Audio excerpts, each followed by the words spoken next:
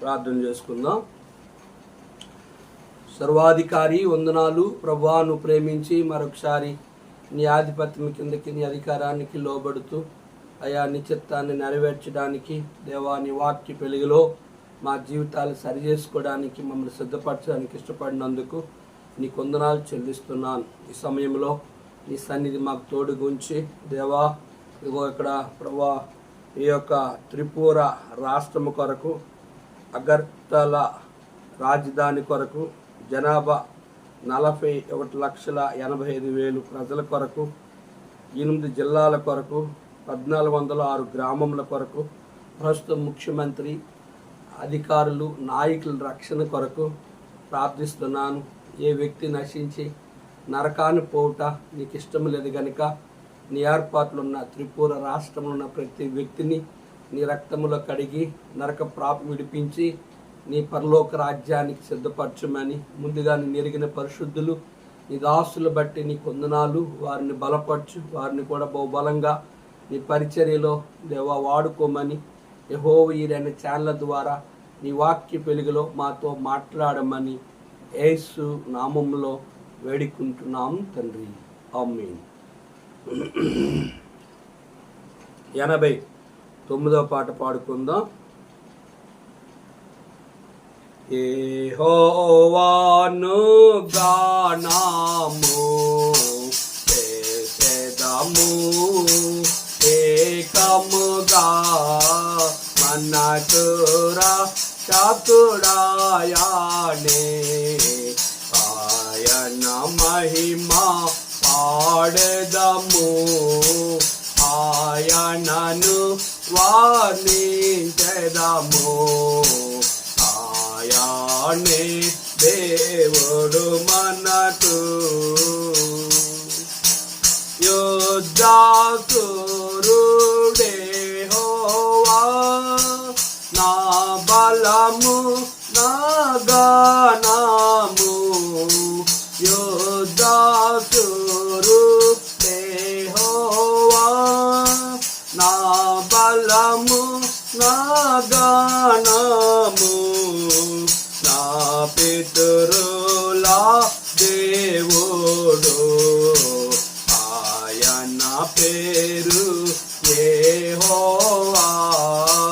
నా పితరుల దేవుడు ఆయన పేరు యెహోవా. యెహోవాను గానము చేసెదము ఏకముగా మనకురా చతుడాయానే ఆయన మహిమా పాడెదము ఆయనను వర్ణించెదము. ఆయనే దేవుడు మనకు పారో రథముల సేనలను తన శ్రేష్ఠాధిపతులను ఆరో రథముల సేనలను తన శ్రేష్ఠాధిపతులను ఎర్ర సముద్రములోనా ముంచివేసే యెహోవా. ఎర్ర సముద్రములోనా ముంచివేసే యెహోవా. నీ మహిమాతిశయమునా నీ కోపాగ్ని రగులజేసి.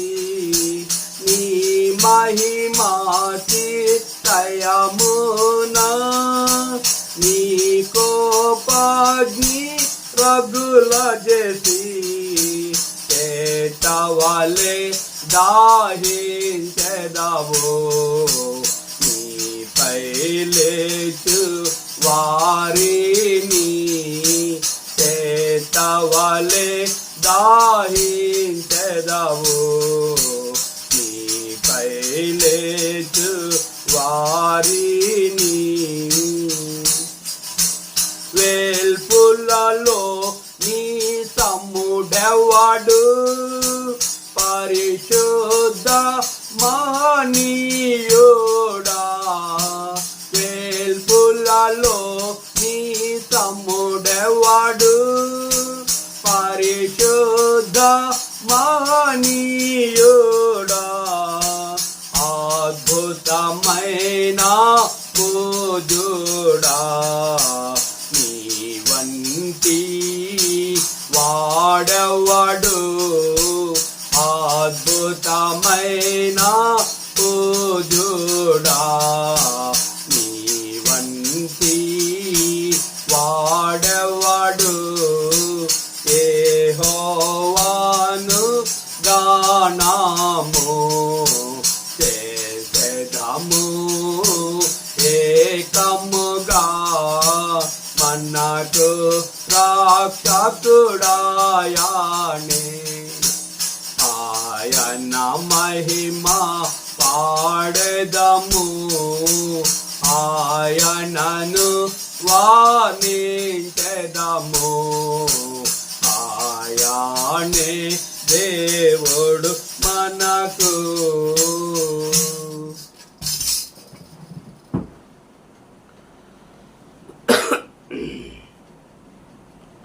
రోమాపత్రిక 13వ అధ్యాయము 2వ వచనం. మరలా మొదటి వచనం చదువుదాం. ప్రతి వాడును పై అధికారులకు లోబడవలను, ఏలనగా దేవుని వలన కలిగిన తప్ప మరి ఏ అధికారమును లేదు. ఉన్న అధికారములు దేవుని వలన నియమింపబడి ఉన్నవి. కాబట్టి అధికారమును ఎదిరించువాడు దేవుని నియమమును ఎదిరించున్నాడు. ఎదిరించువారు తమ మీదికి తామే శిక్ష తెచ్చుకొందరు. ప్రభుత్వము చేయవారు చెడ్డ కార్యములకే గాని మంచి కార్యములకు భయంకరులు కారు. పఠింప శ్రేష్ఠ గ్రంథము బైబిల్, పఠింప శ్రేష్ఠ గ్రంథము బైబిల్, అనుదినం పఠించిన ప్రేమతోడు నడుపును. ఓ పఠింప శ్రేష్ఠ గ్రంథము Bible. The best book to read is the Bible. The best book to read is the Bible. If we read every day, if we help all the way, oh, the best book to read is the Bible. ప్రభునందు ప్రియమైన యెహోవా ఈరే అనే YouTube ద్వారా గనుక WhatsApp ద్వారా దేవుని వాక్యం వింటున్న దేవుని సేవకులకు, పరిశుద్ధులకు, అన్య జనులైన మా ప్రియ దేశీయులకు ప్రభువైన యేసుక్రీస్తు నామములో మీ ಎಲ್ಲరికీ నా హృదయపూర్వక వందనాలు చెల్లిస్తున్నాను. మమ్మల్ని ప్రేమించి ఎచ్చోట ఉన్నప్పుడు కూడా దేవుని వాక్యాన్ని విని ప్రభువుని ఆయన అంగీకరించి ఆయన ఆత్మీయ జీవితంలో, ప్రార్థన విశ్వాస జీవితంలో, క్రైస్తవ జీవితంలో సృష్టికర్తన దేవుడు ఎవరు అనేది చాలామంది పలు రకాలుగా గనుక దేవుని సేవకులు, పరిశుద్ధులు, అన్యజనులు దేవుని వాక్యం వింటున్న మీ అందరికీ మరొక పర్యాయము నా హృదయపూర్వక వందనాలు చెల్లిస్తున్నాను. మా కొరకు ప్రార్థిస్తున్నారు నమ్ముతున్నాం. మీ కొరకు మేము కూడా ప్రార్థన చేయుచున్నాం. రోమాపత్రిక 13వ అధ్యాయము నేటి దినాన్ని దేవుని మొదటి వర్తమానాన్ని విన్నాం. గనుక రాజులను, అధికారులను ఏ రీతిగా వచ్చారనేది విన్నాం. ఈ దినము 2వ వచనాన్ని ధ్యానిద్దాం. కాబట్టి అధికారమును ఎదిరించువాడు దేవుని నియమమును ఎదిరించుచున్నాడు. ఎదిరించువారు తమ మీదకి తామే శిక్ష తెచ్చుకొందురు. అధికారమును ఎదిరించువాడు దేవుని నియమమును ఎదిరించుచున్నాడు. ఎదిరించువారు తమ మీదకే శిక్ష తెచ్చుకొందురు. అసలు మొదట అధికారి ఎవరు అని మనం గమనించినట్లయితే సృష్టికర్త అయిన దేవుడు, జగద్రక్షకుడైన యెహోవా అంటే ఉన్నవాడు, అన్నువాడు.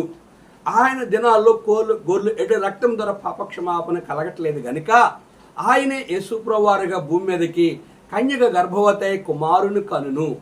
ఆయన శిలువలో చనిపోయి రక్తము కార్చి తన రక్తము ద్వారా ప్రజల పాపమును పరిహారించే దేవుడు ప్రభు అయిన యేసుక్రీస్తు వారు. ఆయన ఈ దేహంలో ఆయన ఈ లోకాన్ని విడిచి పరలోకానికి వెళ్ళి పరలోక రాజ్యాన్ని సిద్ధపరుస్తూ భూమి మీదకి ఆత్మదేవుని పరిశుద్ధాత్మదేవుని పంపించాడు. ఈ యేసు ప్రభు అయితే ఒక మనుషుడిగా ఒక చోట ఉంటాడు కానీ ఆయన పరలోకానికి వెళ్ళి పరలోకం సిద్ధపరుస్తున్నాడు. పరిశుద్ధాత్మ దేవుని పంపించాడు. ఈ పరిశుద్ధాత్మ దేవుడు ఎక్కడున్నాడంటే ప్రపంచంలో ప్రతి అణువులో ఉన్నాడు. ఎక్కడ నామములు 2 3 మోకరించి ప్రార్థిస్తారో అక్కడ పరిశుద్ధాత్మ దేవుడు ఆయన ఉంటాడు. అందుకే ఆయన తండ్రి యొక్కయు కుమారుని యొక్కయు పరిశుద్ధాత్మ ముగ్గురు ఒక్కరే. తండ్రి కుమార పరిశుద్ధాత్మ ముగ్గురు 3 దేవుళ్ళు కారు. ముగ్గురు ఒకరిగా వారి యొక్క పనిని ఇప్పుడు యేసు ప్రభు వారు తండ్రి కుడిపార్శ్వం ఏం చేస్తుంది పరలోకములంటే, ఒకటి పరలోకాన్ని సిద్ధపరుస్తూ ఉన్నాడు. రెండోది నా అనేకుల రక్షణార్థ నిమిత్తము తండ్రి కుడిపార్శ్వమున విజ్ఞాపన చేసేవాడుగా ఉన్నాడు. కనుక నిడదినాన్ని మనము ఆదికాండం నుంచి కనుక ఏ రీతిగా మొదట అధికారులని దేవుడు తన సేవకులు నియమించాడని, రెండవ అధికారులు మొదట మోషే అని, తర్వాత యెహోషువని, తర్వాత న్యాయాధిపతులని, తర్వాత రాజులని, సౌలుని, దావీదుని, గనుక సొలొమోను కుమారుడు రెహబాము దినాల్లో ఏ రీతిగా కనుక ఇశ్రాయేలు 12 గోత్రాలు విడిపోయి రాజులుగా పరిపాలన చేసి అబ్రహాము సంతతిలో నుంచి వచ్చిన కనుక ఆ ఇష్మాయేలు ఆ సంతతిలో నుంచి 12 మంది అన్య రాజులను తీసుకొచ్చి దేవుడు ప్రపంచంలో గనుక రాజత్వాన్ని ఇచ్చింది ఎవరు? బైబిల్ చెప్తుంది ఉన్న అధికారము ప్రభువులకు కలిగింది. ఆయన లేకుండా ఎవరు ఈ భూమి మీద గ్రామ తలియారు నుంచి రాష్ట్రపతి వరకు రాజు వరకు కూడా ఎవరికి అధికారము అనుభవించలేరు. కనుక మొదట మనకి పై అధికారి ఎవరు అంటే సృష్టికర్త అయిన జగద్రక్షకుడైన ఈ భూమిని ఆకాశాన్ని సృష్టించిన దేవాతి దేవుడైన యేసు ప్రభువారు.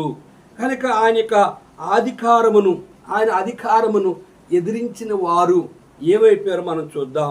కాబట్టి అధికారమును ఎదిరించువాడు దేవుని నియమమును ఎదిరించువారు తమ మీదకే శిక్ష తెచ్చుకుందురు. మొదట అధికారం మీద ప్రజలు తిరగబడి ఏమి అయ్యారు అనేది మనం గమనించినట్లయితే దేవుడు సృష్టికర్తన దేవుడు యెహోవా మీద తిరగబడిన ప్రజల విషయంలో దేవుడు ఆదికాండం 6వ అధ్యాయంలో దేవుడు మనుషులని భూమి మీద చేసినందుకు సంతాపము నొందిన వాడుగా చూడండి. 6వ అధ్యాయము 5వ వచనం, నరులు చెడుతనము భూమి మీద గొప్పదనియు వారి హృదయం యొక్క తలంపులని ఊహ అంతయు ఎల్లప్పుడూ కేవలము చెడ్డదని యెహోవా చూచి తాను భూమి మీద నరులను చేసినందుకు యెహోవా సంతాపము నొంది తమ హృదయములో నొచ్చుకొనెను. అప్పుడు యెహోవా నేను సృజించిన నరులతో కూడా జంతువులను, పురుగులను, ఆకాశ పక్షాదులను భూమి మీద ఉండకుండా తుడిచివేయదును. ఏలనగా నేను వారిని సృష్టించినందుకు సంతాపం నొంది ఉన్నానెను. గమనించారా? కనుక యెహోవా దేవుడు మొదట భూమిని సమస్తానికి అధికారిగా రాజుగా ఉన్న ఆయన మాట వెనుక కనుక నరులు చెడుతనము భూమి మీద గొప్పదని వారి హృదయం యొక్క తలంపుల ఊహ అన్నీ ఎల్లప్పుడూ చెడిపోయిన వారుగా ఉన్న కారణము చేత దేవుడు మొదటగా వారిని నీటి చేత నాశనం చేశాడు. మొదట రాజుగా మనం చూసినట్లయితే నిర్గమాకాండంలో ఈ ఐగుప్తీయుల్ని ఏలే రాజు ఐగుప్తు రాజు ఎవరు ఏలిన వారికి నిక్నేము ఫరో. కనుక ఫరో దేవుని మాట వెనుక ఐగుప్తు దేశాన్ని అంతటిని నాశనం చేసుకున్నాడు. మోషేకి వ్యతిరేకముగా, అహరోనికి వ్యతిరేకముగా, ఇశ్రాయేలుకి వ్యతిరేకముగా సృష్టికర్తన జగరక్షకుడైన యేసు ప్రభువారు యెహోవా మాట వెనుక కనుక దేవుని మీద తిరగబడ్డాడు. అధికారమును ఎదిరించేవాడు దేవుని నియమమును ఎదిరించాడు. అధికారిని ఎదిరించేవాడు దేవుని ఎదిరించే ఈ యొక్క హేరోదు రాజు ఐగుప్తు దేశం అంతా నాశనం చేసుకున్నాడు. రెండవది తను చూస్తుండగానే ఇశ్రాయేలు ఐగుప్తీయులు అందరూ కూడా ఏమైపోయారో చూద్దాం. చూడండి 27వ వచనం 14-27. మోసే సముద్రం మీద తన చేయి చాపగా రొద్దు పుడిచినప్పుడు సముద్రము అధిక బలముతో తిరిగి పొర్లుని గనుక ఐగుప్తులు అది చూచి వెనుకకు పారిపోయిరి. అప్పుడు యెహోవా సముద్ర మధ్యను ఐగుప్తులను నాశనం చేస్తును. నీళ్లు తిరిగి వచ్చి ఆ రథములను గుర్రములను వారి వెనుక సముద్రములోనికి వచ్చిన ఫరో యొక్క సర్వ సేనను కప్పివేసును. వారిలో ఒకడైనను మిగిలి ఉండలేదు. అయితే ఇశ్రాయేలీయులు 6 నెలలను సముద్ర మధ్యనున్నప్పుడు ఆ నీళ్లు వారి కుడి ఎడమలను ప్రక్కలను గోడవలే ఉండును. ఆ దినమున యెహోవా ఐగుప్తుల చేతిలో నుండి ఇశ్రాయేలును రక్షించును. ఇశ్రాయేలీయులు చచ్చిన ఐగుప్తీయులను సముద్ర తీరమున చూచిరి. యెహోవా ఐగుప్తీయులకు చేసిన గొప్ప కార్యమును ఇశ్రాయేలు చూచిరి గనుక ఆ ప్రజలు యెహోవాకు మిగిలి భయపడి యెహోవా యందును ఆయన సేవకుడైన మోషే యందును నమ్మిక ఉంచిరి. గమనించారా? కనుక రెండవది, మొదటగా సృష్టికర్తన దేవునికి వ్యతిరేకముగా ఆ సృష్టికర్తన దేవుని మీద తిరగబడిన ప్రజలను తన భూమి మీద మనుషులు చేసినందుకు దేవుడు పశ్చాత్తాపడ్డాడు, సంతాపడ్డాడు. అందుకే దేవుడు నోహు దినాల్లో వారిని జలప్రలయం తీసుకొచ్చి సర్వనాశనం చేశాడు. రెండోది మనం చూస్తే ఐగుప్తు దేశంలో ఉన్న సర్వ మానవాళిని కూడా గనుక ఐగుప్తు రాజు కల్లారా చూస్తుండగానే తన రథములను తన గుర్రములను సర్వ సైన్యమును సముద్రం మధ్యకు వాళ్ళు వచ్చారు. ఇశ్రాయేలు సముద్రం ఎర్ర సముద్రం దాటారు. కనుక దేవుడు మోషే మరలా చేతి నుంచి ప్రార్థించినప్పుడు ఆ నీరు ఈ నీరు కలిసిపోయినప్పుడు ఐగుప్తులు వెనక్కి పారిపోవడం ప్రయత్నం చేశారు. కానీ సముద్రము వాళ్ళని ముంచి వేసినప్పుడు ఆ ఐగుప్తు సర్వ సైన్యము, ఐగుప్తు యొక్క గుర్రములు, ఐగుప్తు యొక్క సర్వ ఆ రథములు కూడా కనుక ఎర్ర సముద్రములో నాశనం అయిపోయాయి. కారణం ఏంటంటే వారు ఒక మనుషుని విరోధముగా ఫరో జీవించలేదు, కానీ సృష్టికర్తన దేవునికి విరోధముగా జీవించి వారు ఫరో చూస్తుండగానే తన సర్వ సైన్యము నాశనమైనట్లుగా మనం చూస్తున్నాం. ఓబేద్య గ్రంథంలో దేవుని వాక్యము ఏమి చెప్తుందంటే మనుషునికి విరోధముగా, అందుకంటాడు నాకు వేరుగుండి మీరు ఏమీ చేయలేరు అని దేవుని వాక్యము సెలవు. కనుక మనుషుని విరోధంగా జీవించడానికి అవకాశాలుండి ఒక దినము కాపను ఒక దినమైన పశ్చాత్తాపం అనేది మనం పడ్డానికి క్షమాపణ కోవడానికి అవకాశం ఉంది. కానీ కనుక ఫరో అయితే సృష్టికర్తన దేవునికి విరోధముగా జీవించాడు. అందుకే ఓబేద్య గ్రంథం 1వ అధ్యాయం మనం గమనించినట్లయితే అక్కడ ఒక చక్కని మాట రాయబడ్డది. ఆ దినమున అన్యజనులందరి మీదకి వచ్చినట్లు వచ్చుచున్నది. ఆ దినమున 15 వచ్చిన యెహోవా దినము అన్యజనులందరి మీదకి వచ్చున్నది. అప్పుడు నీవు చేసినట్టే నీకు నువ్వు చేయబడును, నీవు చేసినదే నీ నెత్తి మీదకే వచ్చును. చూసారా?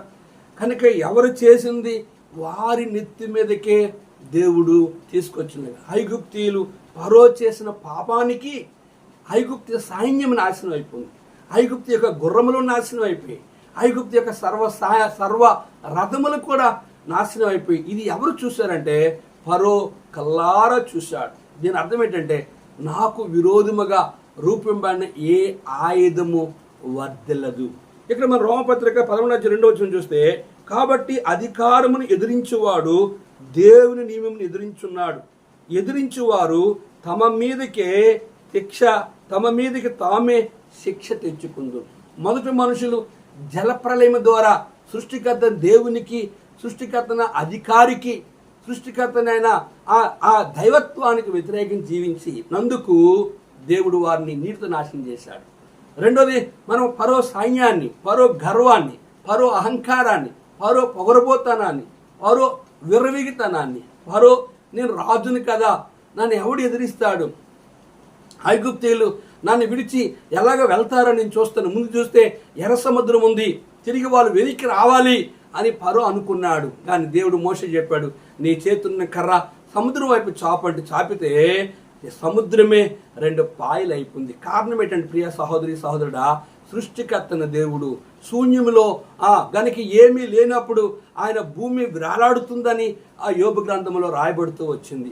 నోటి మాటతో ఆకాశం భూమి అందున్న సమస్తము కలుగునుగా కంటే కలిగాయి. అట్టి సృష్టికర్తన దేవుణ్ణి ఈ భూమి మీద ఏ మానవుడు ఎదిరించి బ్రతికి బట్ట కట్టలేడు. అందుకు మొదట అధికారి ఎవరు అంటే, కాబట్టి అధికారం ఎదిరించువాడు దేవుని ఎదిరించున్నాడు. ఎదిరించువారు తమ మీదకే శిక్ష తెచ్చుకుందురు.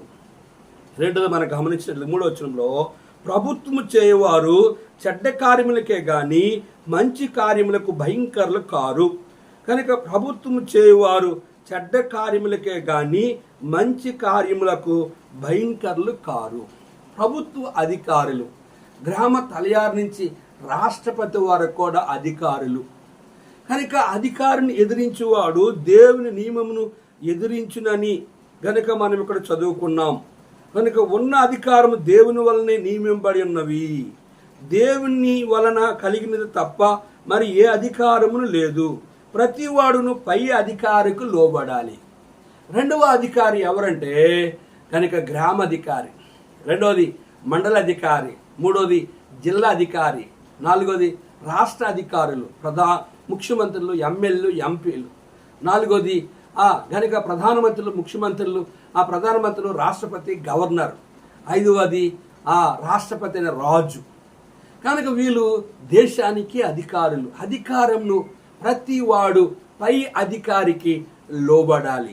ఇంటిలో ఒక అధికారి ఉన్నాడు, ఆ అధికారి భర్త. కనుక సంఘము క్రీస్తుకి ప్రతి విషయంలో లోబడ్డదని ప్రసంగ గ్రంథం ఎఫెసీ పత్రిక 5వ అధ్యాయంలో మనం చదువుకుంటున్నాం. ఎఫెసీ పత్రిక 5వ అధ్యాయంలో మనం గమనించినట్లయితే సంఘం అనే భార్య సృష్టికర్త అయిన యేసు ప్రభువు యొక్క మాట ప్రతి విషయంలో ఆయన మాట విన్నట్లుగా మనం సంఘమును గురించి వింటున్నాం. చూడండి, ఎఫెసీ పత్రిక 5వ అధ్యాయము 23వ వచనం. క్రీస్తు సంఘమునకు శిరస్సును లాగున పురుషుడు భార్యకు శిరస్సు ఉన్నాడు. క్రీస్తే శరీరమునకు రక్షకుడు ఉన్నాడు. సంఘము క్రీస్తుకు లోబడినట్లుగా భార్యలు కూడా ప్రతి విషయంలో పురుషులకు లోబడవలను. సంఘం అనే భార్య భర్త అనే యేసు ప్రభువారికి లోబడ్డది ప్రతి విషయంలో. అలాగే భార్యకి శిరస్సు భర్త, భర్తకి శిరస్సు యేసు ప్రభువారు. కనుక భార్యని పిల్లల్ని పరిపాలించేది భర్తకి దేవుడు అధికారం ఇచ్చాడు. భర్తకి శిరస్సు యేసు ప్రభువారు, దేవుడు.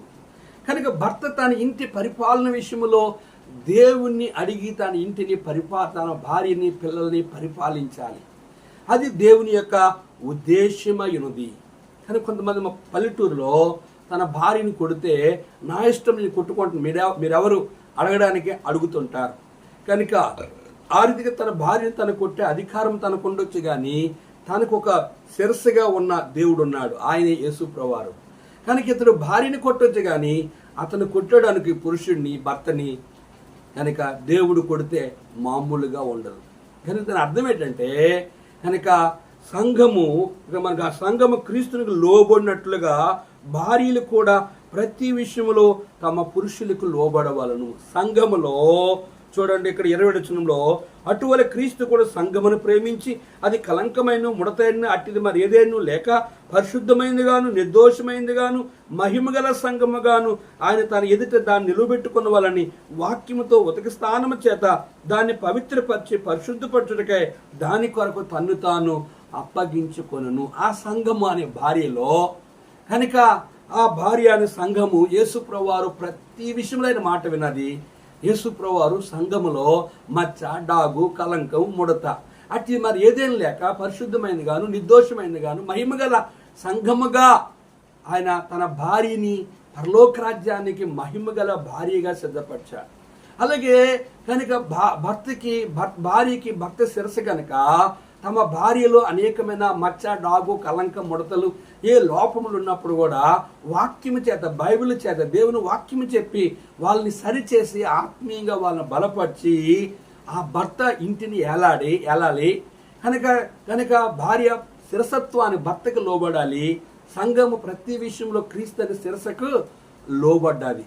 కనుక ఏ ఇంటిలో అయితే కనుక భార్య తమ ఇంటిని ఏలుతుందో ఆ ఇంట్లో 100% సాతాండు, సైతాండు, శనేశ్వరుడు, దెయ్యము ఉండి ఆ ఇంట్లో కలహాలు, మనస్పర్ధలు, విరోధ భావాలు కడవరికి వారు విడిపోవడానికి కూడా అవకాశాలు కలిగి ఉంటాయి. కనుక 3 విషయాలు విన్నాం. మొదటిగా ఆది దినాల్లోనే మొదట సృష్టికర్తన దేవుడు ఎవరు అంటే కనుక యెహోవా. ఆయన భూమి మనుషులు చేసినందుకు ఆయన సంతాపడి పశ్చాత్తాపడి వారు చెడుతనాన్ని బట్టి దేవుడు నీటితో నాశనం చేశాడు. రెండవది మనం గమనించినట్లయితే కనుక హేరోదు దినాల్లో హేరోదు గర్వించిన వాడే, కఠిన మనస్తత్వం కలిగిన వాడే, నేను రాజుని, నా మాట వినని చెప్పి 430 సంవత్సరాలు ఇశ్రాయేలీయులను ఆ యొక్క రాజు కింద వెట్టి చాకరీ చేసుకొని వారిని బహుభయంకరమైనగా హింసిస్తూ బాధ పెడుతూ చంపుతూ కనుక ఘోరమైన పాపకార్యాలు వారి వల్ల జరిగించాడు. దానికి దేవుడు 430 సంవత్సరాలు చూడనట్టుగుండి తన సేవకుడిని మోషేని పంపించి వారిని విడిపించి ఎర్ర సముద్రం నుంచి వారిని బయటికి తీసుకొచ్చాడు. ఐగుప్తు యొక్క సర్వ సైన్యాన్ని నాశనం చేశాడు. కారణం ఏంటి? మనం చదువుకున్న 2వ వచనంలో అధికారమును ఎదిరించువాడు దేవునిని ఎదిరించుతున్నాడు గనుక ఎదిరించువారు తమ మీదకే శిక్ష తెచ్చుకొందురు. గనుక రెండోది, మొదటిగా నోవ దినాలను ప్రజలు నాశనం అయిపోయారు దేవుని ఎదిరించి. రెండవది హేరోదు సృష్టికర్తను దేవునికి, మోషేకి వ్యతిరేకముగా, అహరోనికి వ్యతిరేకముగా, ఇశ్రాయేలుకు వ్యతిరేకముగా కనుక తిరగబడి దుర్మార్గుడిగా జీవించి తన సమస్త సైన్యము ఎట్లా నాశనం అయిపోయిందో కల్లారా చూశాడు. మూడోది, క్రీస్తు అనే సంఘమునకు శిరస్సు, సంఘానికి శిరస్సు యేసు ప్రభువారు. ఆ సంఘము ప్రతి విషయంలో తన సృష్టికర్తన దేవునికి లోబడ్డది. ప్రతి విషయంలో ఆ సంఘం అనే భార్యలో ఎన్ని లోపాలున్నా తన రక్తంతో కడిగి తన మహిమగల సంఘముగా సిద్ధపరిచి, పెండ్లి కుమార్తెగా సిద్ధపరిచి పరలోకానికి యేసు ప్రభువారు సంఘమును సిద్ధపరిచాడు, సంఘం అనే భార్యను సిద్ధపరిచాడు. అలాగే భార్య అనే మొండెము భర్తకి శిరస్సుగా, భార్యకి భర్త శిరస్సుగా ఉన్నాడు. ఆ శిరస్సుగా ఉన్న ఇంటిలో భర్త అధికారి, రెండోది గ్రామాధికారి, మూడోది మండల అధికారి, మూడోది జిల్లాధికారి, నాలుగోది రాష్ట్ర అధికారులు, ఐదవది దేశానికి అధికారులు. అధికారిని ఎదిరించేవాడు దేవుని నియమమును ఎదిరించినట్లగే. కనుక ప్రతివాడు పై అధికారి అంటే భర్తకు లోబడాలి, గ్రామాధికారి లోబడాలి, మండలాధికారులు లోబడాలి, జిల్లాధికారులు లోబడాలి, రాష్ట్ర అధికారులు లోబడాలి, దేశాధికారులకు లోబడాలి. ప్రతి వాడును పై అధికారులకు లోబడవలను. ఏలనగా దేవుని వల్ల కలిగిన తప్ప మరి ఏ అధికారమును లేదు. ఉన్న అధికారములు దేవుని వల్లే నియమింపబడి ఉన్నవి. కాబట్టి అధికారమును ఎదిరించువాడు దేవుని నియమమును ఎదిరించున్నాడు. ఎదిరించువారు తమ మీదకే తామే శిక్ష తెచ్చుకుందరు. ఏ భార్య అయితే భర్త మాట వినదో, కనుక ఏ భార్య అయితే తనే పురుషుడిగా నేనే భర్తగా ఇంట్లో పరిపాలన చేస్తాదో ఆ ఇంట్లో దయ్యం ఉంటుంది. కనుక ఏ ఇంట్లో అయితే భర్త నేను భర్తను కదా నా ఇష్టారాజ్యముగా చేస్తానని దుర్మార్గుడిగా భర్త జీవిస్తాడో ఆ భర్తకి శిరస్సు యేసు ప్రభువారు. కనుక ఇక్కడ మనం చదువుకుంటే లాస్ట్ భాగంలో, 2వ వచనం లాస్ట్ భాగంలో, ఎదిరించువారు తమ మీదకి తామే శిక్ష తెచ్చుకుంది. భర్త తన భార్యని కొట్టి హింసించి తన భార్యని చిత్రహింసలు పాలు చేసినట్లయితే ఆ పురుషుడికి శిరస్సు దేవుడు గనుక, యేసు ప్రభువారు గనుక తను ఎదిరించే వారిని ఆయన శిక్ష విధిస్తాడు. కనుక ఇక్కడ గమనించినట్లయితే ఎదిరించేవారు తమ మీదికి తామే శిక్ష. కనుక భర్తని శిక్షించేవాడు దేవుడు, గ్రామాధికారులని దుర్మార్గంగా జీవిస్తే శిక్షించేవాడు ప్రభువు, మండలాధికారులు, జిల్లాధికారులు, రాష్ట్ర అధికారులు, దేశ అధికారులు దుర్మార్గులుగా జీవించినట్లయితే కనుక ఆయన చూడండి తిమోతి పత్రికలో మనం గమనించినట్లయితే అధికారులు దేని కొరకు ఆయన నియమించాడు అని మొదట తిమోతి పత్రిక 2వ అధ్యాయంలో దేవుడు చెప్పిన మాట ఏంటంటే 2వ వచనంలో, 2వ అధ్యాయం 1వ వచనం, మనము సంపూర్ణ భక్తియు మాన్యత కలిగి నెమ్మదిగాను సుఖముగాను బ్రతుకు నిమిత్తము అన్నిటికంటే ముఖ్యముగా మనుషులందరి కొరకును, రాజుల కొరకును, అధికారుల కొరకును విజ్ఞాపనలను, ప్రార్థనలను, యాచనలను, కృతజ్ఞతాస్తుతులను చేయవలని హెచ్చరించుచున్నాడు. ఇది మంచిదియు మన రక్షకుడకు దేవుని దృష్టికి అనుకూలమై ఉన్నది. దేవుని దృష్టికి అనుకూలమై ఉన్నది. గమనించారా? అందుకే క్రైస్తవుడు ఎవరి కొరకు ప్రార్థన చేస్తాడంటే ప్రపంచంలో ఉన్న వారందరి కొరకు ప్రార్థన చేస్తాడు. భూమి మీద ఉన్న ప్రతి సర్వ మానవాళి కొరకు ప్రార్థన చేయమన్నాడు. ఎవరి కొరకు చేయమన్నాడు? రాజుల కొరకు, అధికారుల కొరకు విజ్ఞాపనలను, ప్రార్థనలను, యాచనలను, కృతజ్ఞతలు చేయవలని హెచ్చరించుచున్నాడు. ఓ తిమోతి, నువ్వు ఎవరెవరి కొరకు ప్రార్థన చేయ? క్రైస్తవుడు ఎవరి కొరకు ప్రార్థన చేయాలంటే రాజుల కొరకు, అధికారుల కొరకు విజ్ఞాపనలను, ప్రార్థనలను, యాచనలను యాచించడం, దేవుని అడగడము, కృతజ్ఞతలు చెల్లించడము, దేశం కొరకు, రాష్ట్రం కొరకు, జిల్లా కొరకు, ప్రపంచంలో ఉన్న సర్వ మానవాళి కొరకు, ప్రపంచంలో, దేశంలో, రాష్ట్రంలో, జిల్లాల్లో, మండలాల్లో, గ్రామాల్లో, గృహాల్లో, కనుక కొండ, ఎడారి, అరణ్య, సముద్ర, పట్టణ, పల్లిల్లో, మంచు ప్రాంతంలో, కొండ ప్రాంతంలో, ఎడారి ప్రాంతంలో, లోయ ప్రాంతంలో, సముద్రంలో ప్రయాణం చేసిన వారు, సముద్రము లోపల ప్రయాణం చేసేవారు, ఆకాశం మీద ఉన్నవారు కూడా, భూమి అండర్ గ్రౌండ్లో ఉన్నవారు కొరకు ప్రార్థించేవారు ప్రపంచంలో ఎవరున్నారంటే ఒక క్రైస్తవుడు ఒక్కడే అందరి కొరకు ప్రార్థన చేస్తారు. భారతదేశంలో ఇతర దేశాలు ఉన్న హిందూస్ అందరూ కూడా తమ ఇంటి వారి కొరకే తమ కొరకే వాళ్ళు ప్రార్థన చేసుకుంటారు. కానీ ఒక నిజ క్రైస్తవుడే ప్రపంచం అంతటి కొరకు ప్రపంచ పటాన్ని పెట్టుకొని అనుదినము ప్రార్థిస్తారు. కారణం ఏంటంటే ప్రపంచ క్షేమం కొరకు, దేశ క్షేమం కొరకు, రాష్ట్ర క్షేమం కొరకు. కనుక దేశమా సంతోషించి గంతులు వేయమని ఇర్మియా గ్రంథంలో రాయబడుతూ వచ్చింది. కనుక దేశం యొక్క గాడుపుల నుంచి, దేశం యొక్క కీడుల నుంచి, దేశం యొక్క రోగముల నుంచి, ప్రపంచం యొక్క నాశనం నుంచి కాపాడమని, భూకంపాల నుంచి, జలప్రలయం నుంచి, కనుక ఆకాశం నుంచి కనుక ఉరుములు ఉరిచి, ఆకాశం నుంచి పిడిగిళ్ళు, ఆకాశం భూమి నెరవేర్చడము, భూకంపం రావడము, ఇవేవి రాకుండా ఉండేది సర్వ మానవాళి కొరకు అనుదినము ప్రార్థించేది ఎవరంటే ఒక క్రైస్తవుడు ఒక్కడే.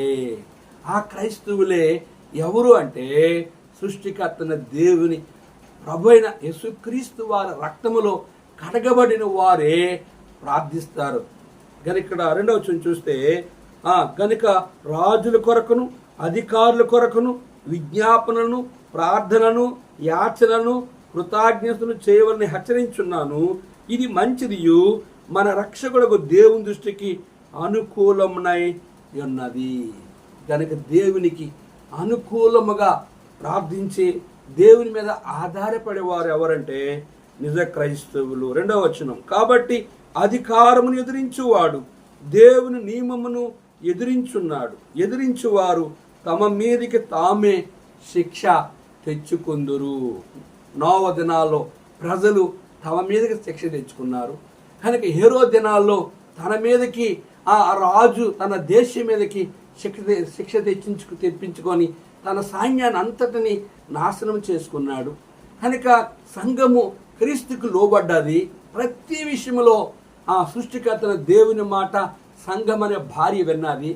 అలాగే శరీరసమైన భార్య కనుక ఈ దేహంతో ఉన్న మొండెమైన భార్య తన శిరస్సు అయిన భర్తకు లోబడినప్పుడే కనుక ఆ ఇంటిలో క్షేమము, దీవెన, ఆశీర్వాదం ఉంటుంది.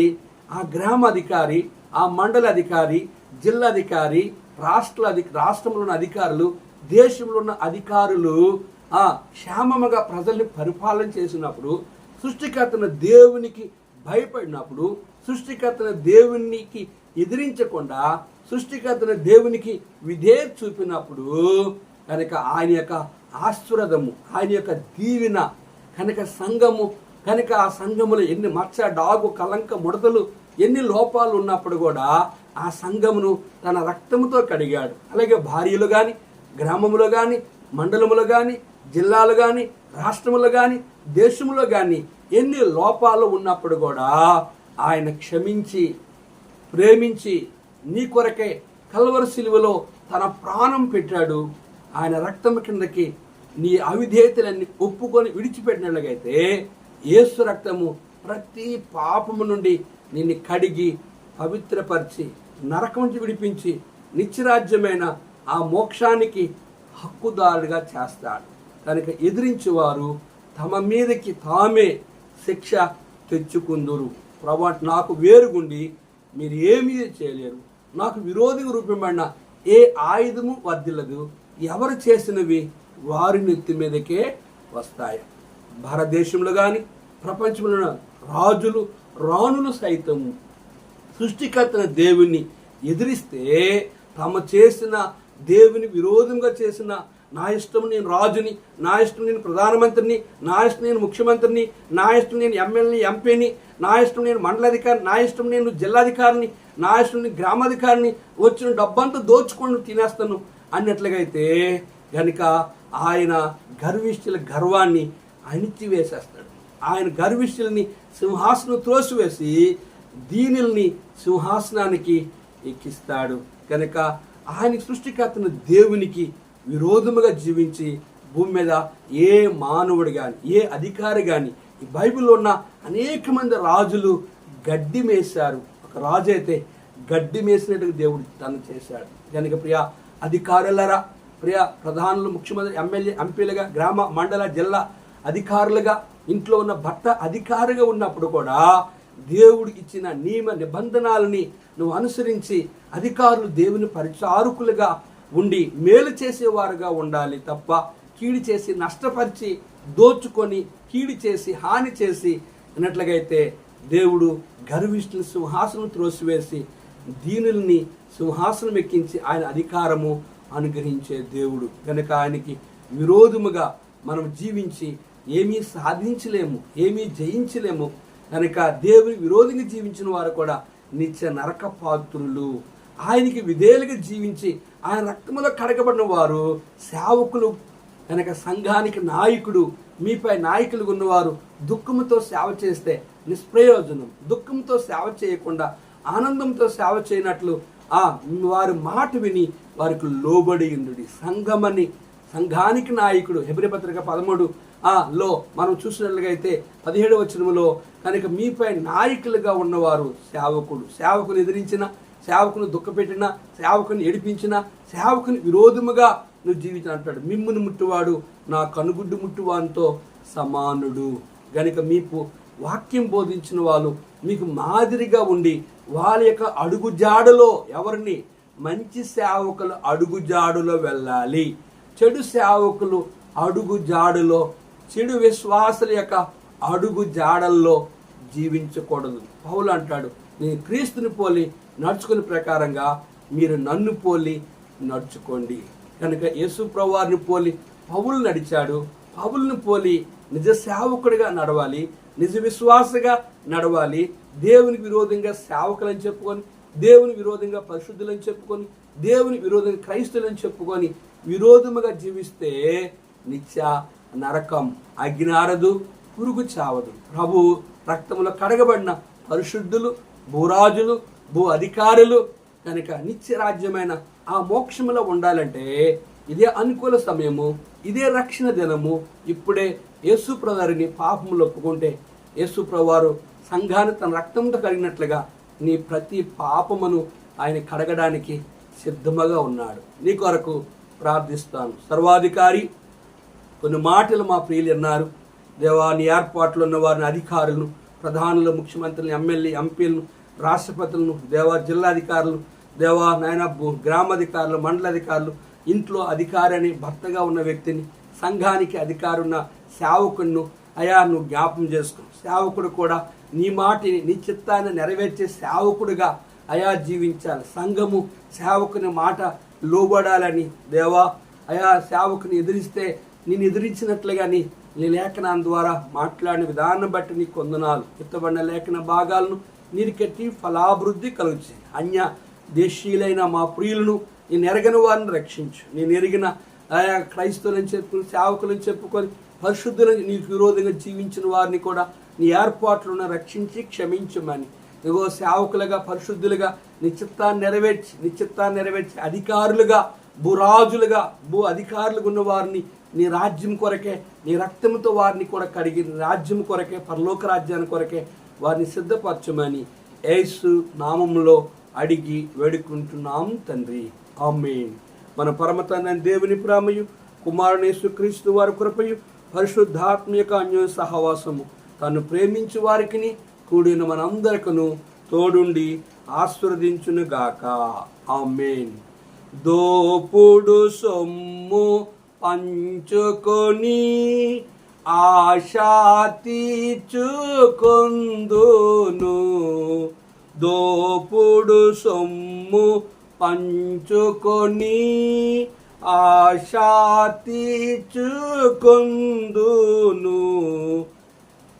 నా కత్తి దూసేదాను అన్ని శత్రువు నన్ను కొనెను. నా కత్తి దూసేదాను అన్ని శత్రువు నన్ను కొనెను. యెహోవాను గానము చేసెదము ఏకముగా, మనకు రక్షకుడాయనే. ఆయన మహిమ పాడెదము, ఆయనను వర్ణించెదము.